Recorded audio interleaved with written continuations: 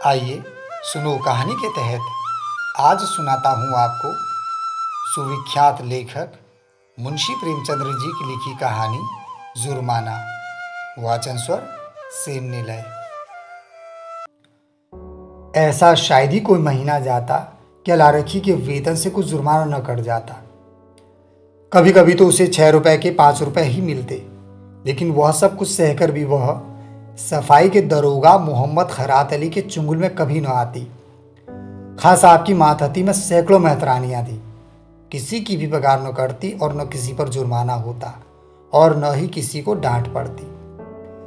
खां साहब नेक नाम थे, दयालु थे, मगर अलारखी उनके हाथों बराबर ताड़ ना पाती रहती थी। वह कामचोर नहीं थी, बेअदब भी नहीं थी, फूहड़ भी नहीं थी और बदसूरत भी नहीं थी। पहर रात को इस ठंड के दिनों में वह झाड़ू लेकर निकल जाती और 9 बजे तक एकचित होकर सड़क पर झाड़ू लगाती रहती। फिर भी उस पर जुर्माना हो जाता। उसका पति हुसैनी भी अवसर पाकर उसका काम में हाथ बटा देता, लेकिन अलारखी की किस्मत में जुर्माना देना ही लिखा था। पगार वाले दिन औरों के लिए हंसने का होता, मगर अलारखी के लिए रोने का होता। उस दिन उसका मन जैसे सूली पर टंगा रहता, न जाने कितने पैसे कट जाएंगे। वह परीक्षा वाले छात्रों की तरह बार बार जुर्माना की रकम का तखमीना करती। उस दिन भी वह थककर जरा दम लेने के लिए बैठ गई थी। उसी वक्त दारोगा जी अपने इक्के पर आ रहे थे। वह कितना कहती रही, हुजूर आली मैं फिर काम करूंगी, लेकिन उन्होंने एक न सुनी थी। अपनी किताब में उसका नाम नोट कर लिया था। उसके कई दिनों बाद फिर ऐसा ही हुआ। वह हलवाई से 1 पैसे के सेवड़े लेकर खा रही थी। उसी वक्त दरोगा न जाने किधर से निकल पड़ा और फिर उसका नाम नोट कर लिया। न जाने कहाँ छिपा रहता है, जरा भी सुस्ताने लगे कि भूत की तरह आकर खड़ा हो जाता है। नाम तो उसने 2 ही दिन का लिखा था, पर जुर्माना कितना करता है अल्लाह जाने। 8 आने से बढ़कर 1 रुपए न हो जाए। वह सिर झुकाए वेतन लेने जाती और तखमीने से कुछ ज्यादा ही कटा हुआ पाती। कांपते हाथों से रुपए लेकर आंखों में आंसू भरे लौट आती। किससे फरियाद करे? दरोगा के सामने उसकी सुनेगा कौन? आज फिर वही पगार का दिन था। इस महीने में उसकी दूध पीती बच्ची को खांसी और ज्वर आने लगा था। ठंड भी खूब पड़ी थी। कुछ तो ठंड के मारे और कुछ लड़की के रोने चिल्लाने के कारण उसे रात रात भर जागना पड़ता था। कई दिन काम पर न जाने में देर हो गई थी तो दरोगा ने उसका नाम नोट कर लिया था। अब की आधे रुपए कट जाएंगे, आधे भी मिल जाए तो गनीमत है। उसने तड़के बच्ची को गोद में उठाया और हाथ में झाड़ू लेकर सड़क पर जा पहुंची, मगर वह दुष्ट बच्ची गोद से उतरती ही न थी। उसने बार बार दरोगा के आने की धमकी दी। अभी आता होगा, मुझे भी मारेगा, तेरी भी नाक कान काटेगा। लेकिन लड़की को अपने नाक कान कटवाना मंजूर था, गोद से उतरना मंजूर न था। आखिर जब वह डराने धमकाने प्यार से पुचकारने किसी उपाय से न उतरी तो अलारखी ने उसे गोद से जबरदस्ती उतार दिया और उसे रोते चिल्लाते छोड़कर झाड़ू लगाने लगी। मगर वह भागनी एक जगह बैठकर मन भर रोती भी न थी। अलारखी के पीछे लगी हुई बार बार उसकी साड़ी पकड़कर खींचती, उसकी टांग से लिपट जाती, फिर जमीन पर लौट जाती और एक क्षण में उठकर फिर रोने लगती। अलारखी ने झाड़ू तान कर कहा, चुप हो जा, नहीं तो झाड़ू से मारूंगी, जान निकल जाएगी। अभी दारोगा दाढ़ी जा रहा होगा। अभी धमकी मुंह से पूरी निकल भी न पाई थी कि दरोगा खैरात अली खां सामने साइकिल से उतर पड़ा। अलारखी का रंग उड़ गया, कलीजा धक धक करने लगा। हाय अल्लाह, कहीं इसने सुन न लिया हो। मेरी आंखें फूट जाए जो सामने आया और मैं देख न सकी। कौन जानता था आज यह साइकिल पर आ रहा है, रोज तो मारा इक्के पर आता था। उसकी नाड़ियों में रक्त का दौड़ना बंद हो गया।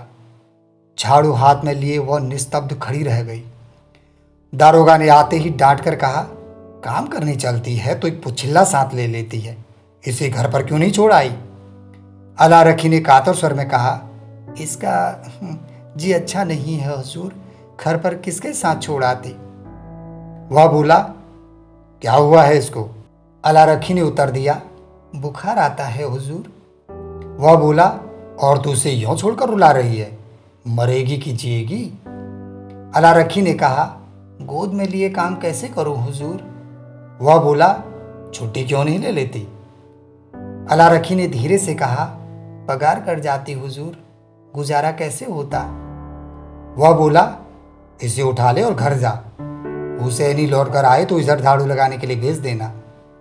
अला रखी ने लड़की को उठा लिया और चलने को हुई। तब दरोगा ने पूछा, मुझे गाली क्यों दे रही थी? अला रखी की रही सही जान भी निकल गई। काटो तो लहू नहीं। थर थर कांप कर बोली, नहीं हुजूर, मेरी आंखें फूट जाए जो तुमको गाली दी हो। और वह फूट फूट कर रोने लगी। संध्या समय हुसैनी और अला रखी दोनों पगार लेने पहुंचे। अला रखी बहुत उदास थी। हुसैनी ने सांत्वना दी, तू इतनी उदास क्यों है? पगार ही न कटेगी, काटने दे। लेकिन अब की से तेरी जान की कसम खाता हूं, एक घूंट दारू या ताड़ी नहीं पीऊंगा मैं। अला रखी बोली, मैं डरती हूं कहीं बर्खास्त न कर दे। हाय मेरी जीभ जल जाए, कहाँ से कहाँ। देखो तुम मुझे नाहक लिए चलते हो, सब की सब औरतें हंसेंगी मुझ पर। हुसैनी बोला, बर्खास्त करेगा तो पूछूंगा नहीं कि किस इल्जाम पर बर्खास्त करते हो? गाली देते किसने सुना? कोई अंधेर है जिसे चाहे बर्खास्त कर दे? और जो कहीं सुनवाई न हुई तो पंचों से फरियाद करूंगा, चौधरी के दरवाजे पर सर पटक दूंगा। अला रखी ने कहा, ऐसी ही एकता होती तो दरोगा इतना जरिमाना करने पाता?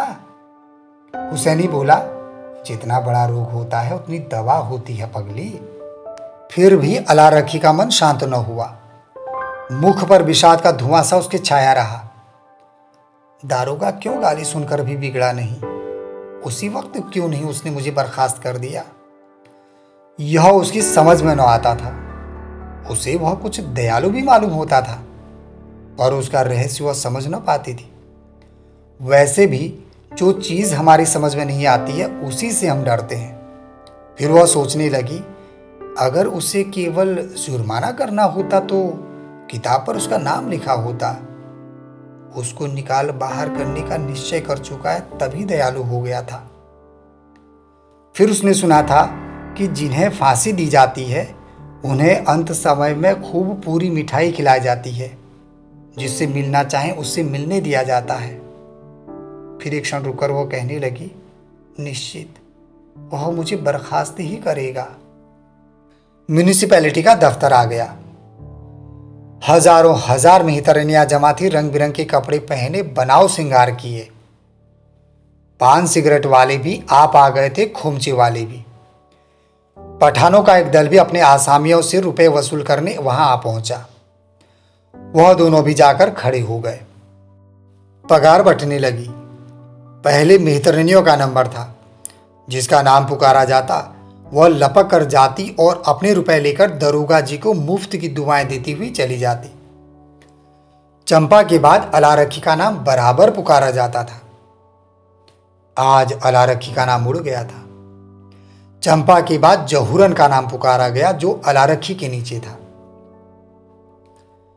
अला रखी ने हताश आंखों से हुसैनी को देखा।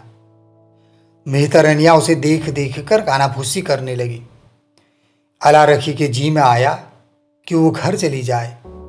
यह उपहास उससे नहीं सहा जाता।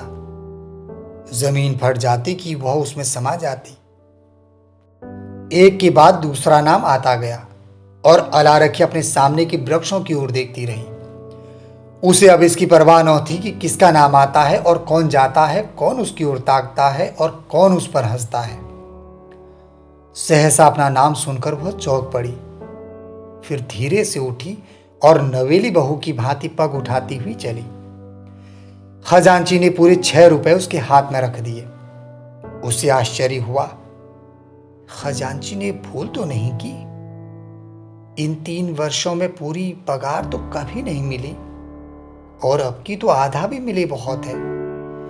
वह 1 सेकंड वहीं खड़ी रही कि शायद खजांची उसे रुपए वापस मांगे। जब खजांची ने पूछा, अब क्यों खड़ी है, जाती क्यों नहीं? तब वह धीरे से बोली, यह तो पूरे हैं। खजांची ने चकित होकर पूछा और कहा, तो तो और क्या चाहती है, कब मिलें? वह बोली, कुछ जरीनामा नहीं है? खजांची बोला, नहीं, अब की कुछ जरीनामा नहीं है। अला रखी चली गई, पर उसका मन प्रसन्न न था। वह मन ही मन सोच रही थी और मन ही मन पछता रही थी कि उसने दरोगा जी को गाली क्यों दी। उम्मीद है आप सभी श्रोताओं को ये कहानी अच्छी लगी होगी। फिर मिलते हैं एक नई कहानी के साथ। नमस्कार।